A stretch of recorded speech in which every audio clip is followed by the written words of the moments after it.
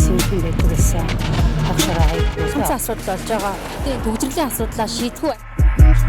Артемна бодох хэрэг. Артем маань яа. Энэ өдрийн мэнд хүргэе үзэгчдээ иргэдийн цаг нэвтрүүлэг эхэлж байна. Иргэдийн цаг нэвтрүүлгийн энэ удаагийн дугаараар элэгний ВД вирустай иргэдэд тулгамдж байгаа асуудлыг хөндөж байна. Монгол улс нь элэгний өвчлөлөөр дэлхийн 220 улсын 1-р жагсдаг байна. Өнөөдрийн байдлаар манай улсад элэгний ВД вирустай бүх насны 380 мянган иргэн байгаа юм. Элэгний ВД вирусын улмаас өдөрт дунджаар 12 хүн, сард 360 хүн нас барж чимээгүй хөл өрх бүрийг гашуун зовлон дуунаж байна гэж тэдгээр иргэдийн төлөөлөл хэлж байна. Элэгний ВД вирус иргэд маань өнөөдрийн хэмжээнд бол Монгол улсын хэмжээнд бол эмчилгээгүй шүү дээ ерөөсөө. Тэгээд бидний хувьд бол эмчилгээгүй болохоор эн чинь маш хүнд асуудал тулгарч шүү дээ. Эмчилгээгүй болчихсон байдаг. Тэгээд эдийн засгийн хувьд ч гэсэн айгүй хүндрэлтэй. Одоо нэг шинжилгээ онцлогоо өгөхөд хүртэл тоолох, маркер тоолохоос ахуулаад бүх юм нь үн төлөвтэй болохоор бидний хувьд айгүй хүндрэлтэй. Дээр нь Д вирус авлал бол энэ ажил хөдөлмөр эрхлэхэд айгүй хэцүү болдог шүү дээ. Аврын цагт бол айгүй ядардаг. Тэгэхээр энэ бол бидний хувьд бол айгүй хэцүү л байна л та. Тэгээ ингээд энэ өнөөдөр ч биш юм аа. Энд ч одоо олон жил явж байгаа шүү дээ. Тэгээд энэ олон жил бид нэр дугаа ингээд хараал яваад байгаа. Тэгээ энэ нь бол одоо өдөр ирсэн Монголыг бол ингээд идж байгаа. Дэлхийд бол манайх элэгний БД вирусээр бол тэргүүлж яваа шүү дээ. Тэгээд энэ бол их л харамсалтай асуудал байгаа юм да. Одоо бидний дундаас бол өдөрт 10-аас 12 хүн өнгөрж ийнө гэсэн тооцоо гарсан. Энэ бол цар тахлаас илүү хүнд хэцүү л асуудал байгаа юм. Тэгээд томчууд бол өөрсдөө яадаг вэхээр би хаага онгоцоороо нишээл үзүүлчихдэг. Мань бит нь ингээл яадаг хэцүү шүү дээ. Одоо тэгэл сард одоо миний хувьд 350-аас 400 мянган төгрөгийн ийм тавираа хэрэгэлдэг. Тэгээд 6 сарын тутамд хяналтанд байх хэвээр байсагаад үжлэг онцлогоо хийгддэг. Үжлэг онцлогын төлбөр өндөр гардаг. Мөн тэгээд элэгний нөгөө уург гэж байдгийн. Тенопевр гээд 350 мянгаар нэг удаа хэлэгдэг. Байсагаад нэг хэлэхгүй бол айгүй хэцүү хүндрэлтэй. Ийм болохоор чинь миний хувьд ийм байдаг. Бүр надаас дор хүмүүс өнөөдөр их зөндөө байгаа шүү дээ. Тэгээ энэ бол одоо ерөөсө Монгол улсын томчууд ерөөс харж үзэхгүй байна. Тэр эрүүл Монгол элэг хөтөлбөрөө гээд явж байгаа юм. Тэр бол ерөөсөө үр дүн айгүй муутай. Тэгээ жил болгоо явдаг, төсөвт нь мөнгөний суулгадаг. Тэгээ тэр нь яг үр дүн байхгүй дээрээ ингээд идээд алгуулцдаг. Тэгээд өнөөдөр хэрвээ тэр төслөтөр үнэхээр боломжийн явагдсан бол биднэрт ядчил эм там маань боломжийн хэмд өртөхдөө бидний эдийн засгийн хэмжээнд нөлөөлөхгүйгээр ингээд байж ах хэмжээний л юм байх хэрэгтэй юм. Тэгээ одоо бол ер нь зүгээр хэцүү байна даа, хэцүү байна. Одоо энэ би л ингэ төлөөлж хэлж байгаа болохоос гэр орондоо хэвтчихсэн үнэхээр одоо бүр эцсийн шатандаа ороод эдийн засгийн үр дүртэл 0 болчихсон хүмүүс зөндөө байна шүү дээ. Энэ бол хэцүү байна. Тэгэхээр эмчилгээний хувьд яг ямар эмчилгээ хийлэгдэн? Та бүхний зүгээс бас нэг хэд хэдэн шаардлага тавьж байгаа. Тэр талаараа. За тийм манай төрийн бус байгууллага гэж байгаа. Тэгээ бид нар өөрснөө бүр болохоо байгаад эцсийн шатандаа ингээд 4 шаардлага тавьж байгаа.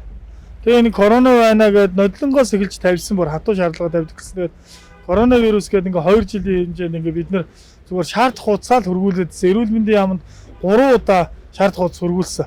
За тэгээ манай энэ шаардлага хуудас маань ямар утгатай вэ гэхээр эхнийх нь бол элэгний БД вирустэй эмийг Монгол улсад оруулж ирэх. Хоёр дахь нь элэгний БД вирустэй иргэн бүрийг үзлэг шинжилгээ онцлогоо тэр бүгдийг үнгүй болгох. За энэ бол 2019 он шүүхтэр ялцсан. Төрийн бас байгууллага ялаад энийг үнгүй болгоо гэдээ шүүхэн тодорхойлсон байдаг. Тэгтэл энэ шүүх болоод засгийн газар өөрсдөө энэ эрүүл мэндийн яам энийг хэрэгжүүлэхгүй байгаа. За тэгээ гурав дахь нь болохоор элэгний БД вирустэй бид нэр ихэнх нь одоо 80-аас 90% нь эмчийн д вирус хүндрэлтэй шүү дээ. Тэгээд нөгөө ажил хөдөлмөр эрхэлж чадахгүй байгаа юм байгаа. Ажил хөдөлмөр эрхэлдэг. Тэгэхээр энэ олон улсад бол яадаг вэ гэхээр д вирус илэрлээ ингээд улс нь ингээд хангамжиндаа аваад ингээд за үнэхээр юу яаж байгаа юм? Одоо тэр үнэхээр им танд орж ирээд дэмжлэгчвэл бид нар цөмөрөө тэр заавалгүй групп авах гээд халамж авахгаруулах гэдэг юм биш шүү дээ. Үнэхээр хэцүү байгаа болоод ингэж байгаа юм. Тэгээ олон улсад бол ерөөсөө Д вирус туслаа тэгэл тэр юуг групп гэдэг юм авч байгаа юм. За дөрөвдөх нь бол илгэний донорын асуудал байгаа юм. Монгол улсад болохоороос олон улсад болохоороос 17 нас гэж заацсан. 17 нас хүрсэн бол хүний донор болж болно эрүүл хүн бол. За тэгэхдээ манайд 25 гэж заачдаг. Энийг энд баталсан хүн нь яг ямар хүн юм би бол гайхаад байгаа юм. Монгол улны яс цус бүх юм нь бол 21 нас гэхэд бол ер нь бүрдчихдэг шүү. Бүх юм нь бол тэгэхээр 21 настай хүн эрүүл чирэг хүн бол илгэний донор болж болох боломжтой байхгүй юу? Тэгээ ийм дөрвөн шаардлагаар л бид нэр хөргүүлж агсаад байгаа юм. За тэгээ манай Монгол улсын хэмжээнд 450 мянган илгэний зөвхөн БД хавсарсан 450 мянган хүн гэж байгаа. За үүнээс онцлогдсон хүн нь шүү дээ. Онцлогдоогүй хичнээн хүн байгааг бол одоо мэдэхгүй байна. Тэгэхээр Монгол улсын бараг нэг гэр бүлд нэг илгэний асуудалтай хүн байгаа гэсэн үг. Тий. Тэгэхээр юу гэж байна гэхээр юу яагаад байгаа юм? Нэг гэр бүлд ийм хэмжээний хүн байна гэдэг чинь бид нар цар тахлын хэмжээнд хүрчлээ хагасаа хэмжээний хүн л байна шүү дээ энэ чинь бол. Тэгэхээр одоо тухайн эмийн шаардлагатай эмийн оруулж ирлээ гэхэд та бүхний нөхцөл байдлаас хэрхэн дээрдэх вэ? Бидний нөхцөл байдал дээрлэгүй яг уу илгэний Д вирусээр одоо бүр зарим хүмүүс нь эмчилгээгүй гээд хөөрхи бүр ингэ сэтгэл санаагаар унаад одоо өглөө хүлээгээд өвчин шүү дээ чимээгүй өглөө хүлээгээд. Тэгэхээр чин тэр Д вирусын эмийн орж ирснээр итгэхгүй болгоод Д вирусээрээ бид нар өхгүй л болно гэсэн үг байхгүй. Мэдээж одоо өөр хүүхэд тийм үү эцэг их хан ижилдээ хүн чинь харагдахыг хүсхийн тулд хэдэн жил илүү наслахыг хүснэ Д вирусээрээ өхгүй болно гэдэг чинь ээдэ мөн чиг. Тэр өстой нэг алт олсноос илүү тийм үстэй. Өстой тийм л юм болоод байгаа юм баггүй юу? Олон улсад бол энийг хэрэглээд байдаг. Хажуухан талд энэ Оросын холбооны улсад зүгээр эмийн сандаал байж штэ. Авчаадаг. За манайд бол Монгол улсад бол тодорхой хэмжээний мөнгө төгрөгтэй хүмүүс нь бол хил гаалаар оруулж ирээд хэрэглэж байгаа юм шиг байна лээ. Тэгэхдээ энийг эмийн бүртгэлд нь бүртгээд яралтай эмийнх нь бүртгэлд бүртгээд тэгээд бүх хүмүүсээ Ц вирусын эмч яг ингэж л оруулж ирсэн шүү дээ. Harmony-гийн компанитай чинь манай засгийн газар гэрээ байгуулад тэгээ одоо Ц вирус бол Монгол улсын хэмжээнд Ц вирусээр хүн өгөхгүй л гэсэн үг эмээ сайхан ухад. Яг энэний л хэмжээтэй биднийг Ц-гийнхтэй хаяг чинь Д-тэй биднийг битгий хаяач л гэдэг л юм яриад байгаа байхгүй юу? Тэгэхээр тухайн эмийн ороод ирвэл Д вирустай иргэд маань хүртэл бас баталгаатай амь насны баталгаатай болно гэсэн үг юм байна тий. Тэглэг байдгийн. Бид нар чинь тэгэл Д вирусээ өгөхгүй гэдэг чинь амь насны баталгаатай шүү дээ. Тэгэхээр Б вирусээ ганцхан Б-тэй үлдэнэ. Д-гээ унтаа илэрх хэвтүүл чинь тэгэхээр Б-гийн бол тодорхой хэмжээний Б вирус чинь бол нөгөө эм тангаа уугаад тодорхой хэмжээнд бариад яваад иж болдог вирус байхгүй юу? Б-гээр бол хүн тэгж амархан үхээд байгаа юм байхгүй. Чочмогоор л явчихгүй юм бол. Д вирусаар бол өдөрт дунджаар 10-аас 12 гэдэг нь бас нилээдгүй их тоо. Энэ бол судалгаагаар гарсан батлагдсан тоо шүү дээ. Тэгээ энийг эрүүл мэндийн яамын мөнгөний нуудаг. Нууж хаацдаг шүү дээ. Тэгээд коронавирусээр хүн өнгөрж ийн гэд тэгж байгаа нь үнэн. Гэхдээ энэ коронавирусээс чи илүү сая юу болсон бэ гэхээр коронавирус гээд бусад өвчнөө бүгдийг хайцсан шүү дээ. Бусад тэр хавдар одоо илгэний асуудал бүх өвчнөө хаяал зөвхөн коронавирус гээд. Тэгээ коронавирус үнэхээр хүнд байгаа бол өнөөдөр яагаад сонгуул хийж байгаа нь тэр том одоо тэр нэр дэвшээд байгаа гişүүд тэр одоо ерөнхийлөгч дэвшиж байгаа хоёр хүн маскгүй зүгээр ингээд нээлттэйг явж шít. Тэгээ өстөр бол манайх тэр жагсаал хийсэндээ яагаад вэ гэхээр зүгээр энгийн 50 жагсаал нэг 30-аас 40 хүн оруулаад шаардлагад хөрвүүлэх хэмжээний хийсэн. За манай илгэний БД вирустэй хүн Монгол улсын хэмжээнд 450 мянган хүн байгаа. Бид нарыг үл тоогоод байгаа бол цаашдаа бид нар бол жагснаа зогсноо л гэж байгаа. Өөр бол биднэрт янз бүрийн юм тийм гарц гаргалгаа байхгүй шүү дээ. Цаашаага өргөн үрээтэй, өргөн боронтоор тэгэхдээ бид нэр яхахгүй энэ улсынхаа юу хүндлээд коронавирусын цардагтлыг хүндлээд бид нэр одоо энэ би ихэд энэ хоёр вакцины хийлгээд 16 хонжийнө. За тий Pfizer вакцины хийлгээд тэгэхээр ингээд бүх юм ингээд чигдрээд мэдээ засгийн газар энэ ажил хийж л байгаа болохоор цардагтал нь гайгүй болох хэмжээнд хүрэхээр бид нар бол өргөн боронтоор жагснаа. Тэгэхээс ингээд нас нь бол их залуучсан шүү дээ. Одоо 0-аас 90-100 нас хүртэл ингээд юу яаж байгаа. Илгэний эмчилгээг болсон хүмүүс байгаа шүү. 0 настай иргэнээс ахуулаад. Одоо манай группт гэхэд 2 настай охин эмчилгээгүй байна. 7 настай илгэний хатварлаа эмчилгээгүй байна. Хүүхэд байна. Тэгэхээр ингээд бид нар юу хэлэх гээд байна гэхээр өнөөдөр биднэрээр дуусгах байгаа асуудал биш ээ. Тийм биз? Тэгээ бодны өөр хүүхдэд хүртэл энэ чинь өвлөгдөж үлдээд байна энэ өвчин чинь. Энэ аюултай хэцүү цар тахлын өвчин байна. Дээр нь эн чинь зөвхөн өнөөдөр би тусаагүй юм чинь надад хамаагүй гэж болохгүй. Би өнөөдөр бол ихээс манай ээж мэж эгч мэгч аав маа бол цөмөрөө Б вирус битэл Б вирус байхгүй. За би бол хүндэт донор болно гэдээ оюутан болж явах хугацаанд тэр шифрезнээс авсан байгаа байхгүй юу? За тэгээ эн чинь өөрөө одоо энэ ахуугаар халдна. Дээр нь цус сусан бүтээгдэхүүн бэлгийн замаар халддаг. За бэлгийн замаар халддаг хамгийн аюултай. Одоо ялангуяа залуучуудад тийм үү? Юугаач мэдэхгүй шүү дээ. Тэгэл унтдаг, тэгээ бэлгийн харьцаанд ороод ингээд Б вирустэй болчихно. Б вирустэй болохоор яах вэ? Нөгөө тгий эмчлэхгүй нэг 2 жил болчихоор Д вирус гэдэг юм дагаад илэрчдэг. Вирусээс хүндэрсэн хэлбэр нь шүү дээ. Тэгэхээр энийг бол энгийн нэг тийм өвчин гэж ойлгож болохгүй байхгүй юу? Хотоодны хор тавдар шиг тэгж ойлгож болохгүй. Хотоодны хор тавдар бол тэр халдаж малдаад идэг өвчин биш шүү дээ. Тэгэхээр энэ үнэхээр цаг тахлын хэмжээнд нэгнээс одоо биднээс хойштой уламжлагдах гэдэг шүү дээ энэ аюулт өвчин чинь. За ингээд 70-80 оны хүмүүс байгаа. Бид нар бол ихэнх нь нөгөө бослогдсон шифрезний хохирогчд. Дандаа тэр үе чинь нөгөө шифрезийг бослогож хэрэглэдэг байсан. Тэгээ энэний хохирогч болоод төрхий нөгөө дахиж хэрэглэж байгаа шифрезнээсээ Б вирус гэдэг юм авцдаг. Шар өвчин гэдэг. Тэгээ энэ нь хөрхий нөгөө эмчлэхгүй яваад ахаар өөрснөө мэдэхгүй шүү дээ тэрийг. Тэгээ энэ Д вирус болоод илэрдэг.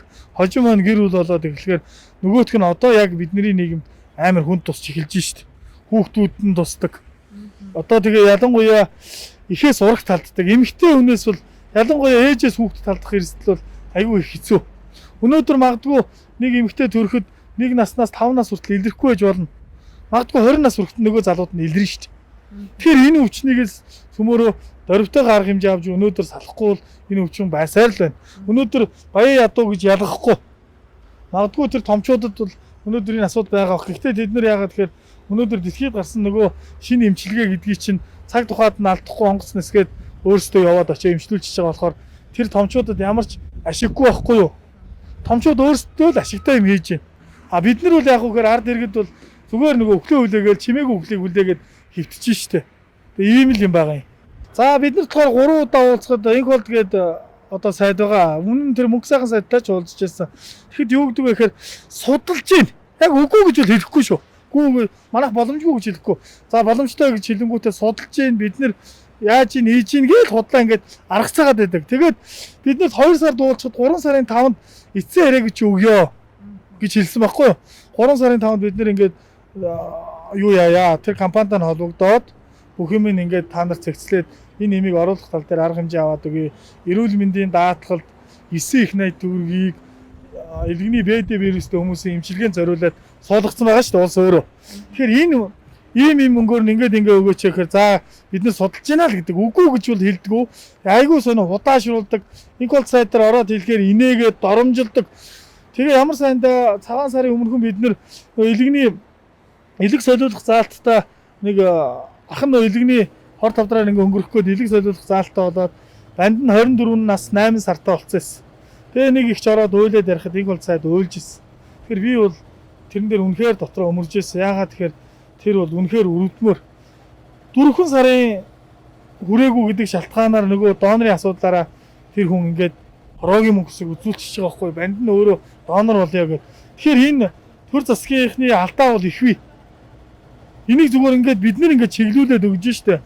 Манай төрийн бас байгууллага болоод хуваараа бид нэр тэр үйлдвэрлэсэн компанитай холбогдож үзсэн. Тэгээд засгийн газрын ч оролцоо хэрэгтэй гэд тэгжилээ. Тэгээд засгийн газрын оролцоо байх нь үнэн штэ тэр том компани чинь Монгол улсад дээрээс өнөөдөр бол юу яасан штэ. Илгээр бол манайх чинь хол тасархаа төрүүлж яваа илгэний өвчлөлөөр. Тэгэхээр манай монголчууд энийг сайн ойлгох хэрэгтэй. Илгэний ер нь илэг гэдэг чинь өөрөө миний одоо машинаар бол мотор шүү дээ. Бүх одоо хорт байцыг ялгаруулад тэрийг шүүж яадаг гэдэг байхгүй юу? Тэгэхээр яадгүй гэхээр бид нар юу ойлгох ёстой вэ гэхээр цэсний бөглөрөл хүртэл илгнээс үүдэлтэй шүү. Өнөөдөр та бид нар энэ өвчнийг магадгүй үнийг үзээ зогсож байгаа хүмүүс, суух хүмүүс энэ өвчин тохиолдог байж болно. Гэхдээ өнөөдөр тохиолдохгүй хүнс байхгүй болчиход байгаа байхгүй юу? Тэгэхээр манайхаа монголчууд минь энийг ингээд ядаж нэг өвчнөөс ингээд салмаар байгаамаа. Өнөөдөр таны өрөө хөхөд магадгүй Б вирустэй үнэтэй гэрлээд өнөөдөр амьдраад эхлэхэд магадгүй гарах хүүхэд нь Д вирустэй гарахыг үүсэхгүй шүү. Б вирус гэдэг чинь өөрөө Д вирусын дагаж явдаг гэдэг. Одоо энэ элэгний ВД вирусын тэр нөгөө эмийг оруулж ирээч гэдэг бас саналыг тавих гал. Тэгээ энэ үзлэг онцлогоог нь эмчилгээг нь болохтой зэрэг юуг нь одоо нөгөө вирусын онцлогыг нь эрүүл мэндийн даатгалаараа яадаг боломоор байх. Энд чи одоо айгүй үнэтэй шүү дээ. Энэ шинжилгээнүүдийг ч өгөхөөр. Тэгээ энийг эрүүл мэндийн даатгалаараа болгооч. Тэгээ тэр эмийг оруулж ирээч гэдэг. Одоо нэг тийм л санал тавих гэдэг нэг шин. Одоо би болохтой зэрэг яг миний хүүхэд одоо энэ би охиноо дагуулад ирсэн байгаа. ВД вирустэй. Тэгээ ноднон ингээд эмнэлгээр яваад дүүргийн эмнэлгээр явахдаа зэрэг группт оруулах гэхээр чи залуу хүн группт орж яадаг ингээд. Тэгээ нөгөө үзлэг онцлогоонд нь орох болохоор чи айгүй өндөр үнэтэй. Охин одоо 36 настай. Тэгээд одоо ийсэн тэгжил бас үр хүүхдүүдийнхээ өмнөөс жигсэж байгаа. Тэгээд 2-3 жилийн өмнө бас би өвгнийгөө бас ВД вирусын юугаар алдчихсан хавдруулаад. Элэгний ВД вирустэй иргэд дараах шаардлагуудыг ерөнхий сайд оюун эрдэнэт хүргүүлжээ. Олон улсад бүртгэгдсэн элэгний дельта вирусын эмийг Монгол улсын эмийн бүртгэлд яаралтай бүртгүүлэх, элэгний донорын хуульд өөрчлөлт оруулж, донорын насыг 21 нас болгон өөрчлөх. Эрүүл мэндийн даатгалаараа элэгний шинжилгээ оншилгоо өгч чадахгүй байгаа асуудлыг шийдвэрлэж өгөхийг шаардаж байгаа юм байна. Аюугаа цэвэр байдаг гэсэн тавшраа хайх асуудал болж байгаа. Тэгээ төгсрөлийн асуудлаа шийдэх үү? Артымна бодох хэрэгтэй. Артым маань яа. Часаа хөдөлгөөнтэй холбогдсон.